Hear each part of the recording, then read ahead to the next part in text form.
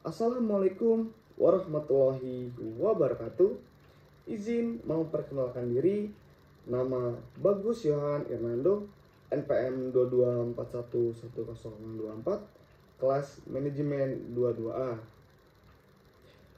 Di sini saya akan mempresentasikan materi tentang alternatif dispute dalam sengketa bisnis.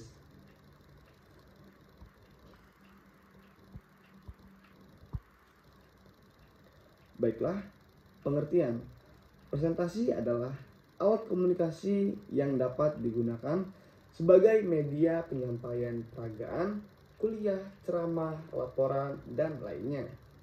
Umumnya, presentasi disampaikan di hadapan audiens.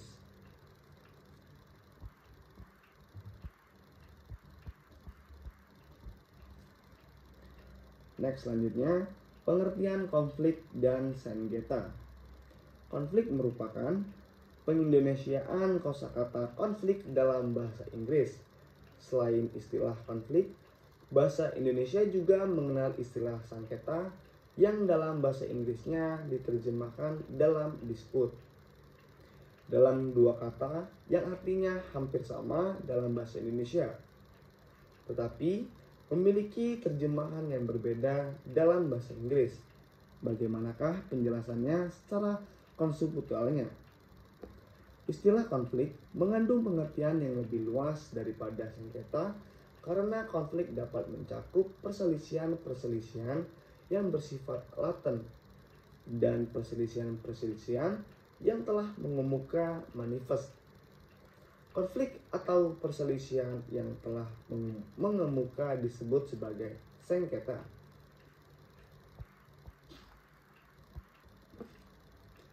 Next, selanjutnya, alternatif dispute resolution dalam sengketa bisnis. Alternatif dispute resolution dalam sengketa bisnis internasional penyelesaian sengketa bisnis biasanya didasarkan pada kontrak yang telah disepakati sebelumnya. Hal ini dikarenakan para pihak telah memasukkan klausula penyelesaian sengketa di dalam kontrak bisnis yang mereka notabene mengatur seperti apa forum yang digunakan maupun pilihan hukum yang akan digunakan dalam penyelesaian sengketa. Hal ini juga berlaku bagi kontrak bisnis internasional. Sudah ditentukan hukum negara mana yang akan dipakai jika terjadi sengketa. Berdasarkan Undang-Undang Nomor 30 Tahun 1999 tentang arbitrase dan alternatif penyelesaian sengketa, mengatur bentuk metode penyelesaian sengketa diantaranya arbitrase dan alternatif penyelesaian sengketa berupa mediasi, konsiliasi, negosiasi, dan konsultasi. Arbitrase dalam UU diartikan sebagai penyelesaian suatu sengketa perdata di luar peradilan umum yang didasarkan pada perjanjian arbitrase yang dibuat secara tertulis oleh pihak-pihak yang bersengketa. Sedangkan mediasi, konsilasi, negosiasi, dan konsultasi tidak didefinisikan dalam undang-undang tersebut. Yang pertama ada mediasi.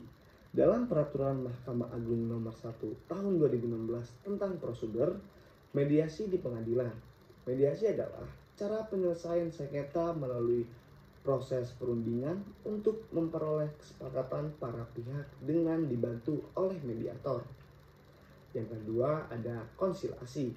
Konsilasi adalah penyelesaian sengketa dengan intervensi pihak ketiga atau bisa dibilang dengan konsilator, di mana konsilator mengambil inisiatif menyusun dan merumuskan langkah-langkah penyelesaian yang selanjutnya ditawarkan kepada para pihak yang bersengketa, atau dengan kata lain, konsilator lebih bersikap aktif. Yang ketiga ada negosiasi. Negosiasi merupakan hal umum yang dilakukan oleh semua orang baik untuk keperluan pribadi, bisnis, dan lainnya. Negosiasi mengandung makna proses dua arah yang dilakukan demi menjalin komunikasi sehingga bisa tercapai suatu kesepakatan. Dan yang keempat, konsultasi. Konsultasi adalah suatu tindakan antara suatu pihak tertentu sebagai dengan pihak lain yang merupakan pihak konsultan, di mana pihak konsultan memberikan pendapatnya kepada klien sesuai dengan keperluan dan kebutuhan kliennya.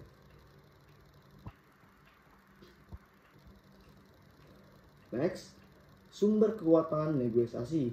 Yang pertama ada otoritas, yang kedua informasi dan keahlian, yang ketiga kontrol terhadap penghargaan, yang keempat aliansi dan jaringan, yang kelima mengendalikan tujuan dan simbol, dan yang keenam ada kekuatan personal.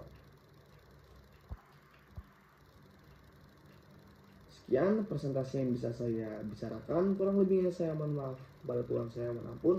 Sekian wa taufiq wa hidayah. Wassalamualaikum warahmatullahi wabarakatuh.